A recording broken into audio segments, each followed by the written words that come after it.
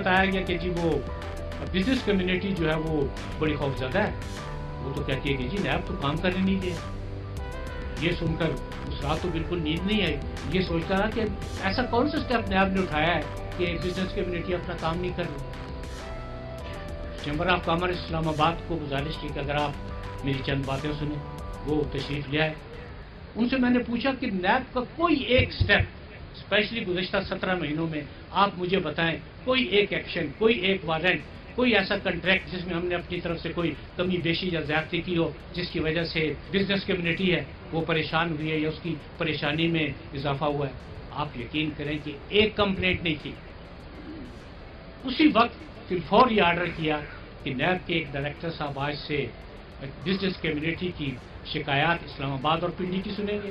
ایک ڈائریکٹر صاحب کو مقرر کیا گیا, ان کا نام اور ٹیلی فون نمبر وہاں بتایا گیا. آج اس بات کو تقریباً 4 مہینے گزرنے والے ہیں, ایک کمپلینٹ بھی نہیں آئی. کیا یہ پراپیگنڈا نہیں تھا کہ جی نیب تاجر برادری کو ہراساں سال کر رہی ہے؟ کسی بھی جگہ بزنس کمیونٹی کو فلورش کرنے کے لیے اور بزنس ایکٹیویٹیز کو ترقی دینے کے لیے سب سے اہم جس چیز کی ضرورت ہے وہ ایک جامع پالیسی ہوتی ہے. اس جامع پالیسی پر عمل درآمد کرنے کے لیے آپ کی اقتصادی حالت بہتر ہوتی ہے. اس اقتصادی حالت کو بہتر کرنے کے بعد آپ کے پاس مربوط پلاننگ ہوتی ہے. اس پلاننگ کو پر عمل کرنے کے لیے آپ کے پاس اسکلفل لوگ ہوتے ہیں. اس کے بعد پھر لا اینڈ آرڈر سچویشن آتی ہے. اس ساری لسٹ میں تو نیب کا کہیں نام ہی نہیں ہے.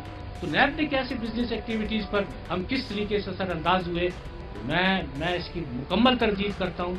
پہلی دفعہ اس ٹرمینالوجی کو میں نے سنا ہے کہ جی منطقی انجام پر تو نیب کو کیس پہنچاتا ہی نہیں. اس وقت وہ لوگ جن کو آپ آنکھ اٹھا کے دیکھ نہیں سکتے تھے وہ یا نیب کی حوالات میں ہیں یا جیل میں ہیں.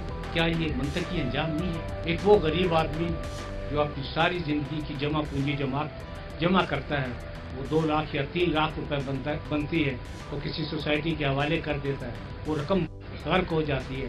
تو کیا یہ اس غریب آدمی کے لیے میگا کیس نہیں ہے کہ اس کی عمر بھر کی کمائی اس کو واپس ملے؟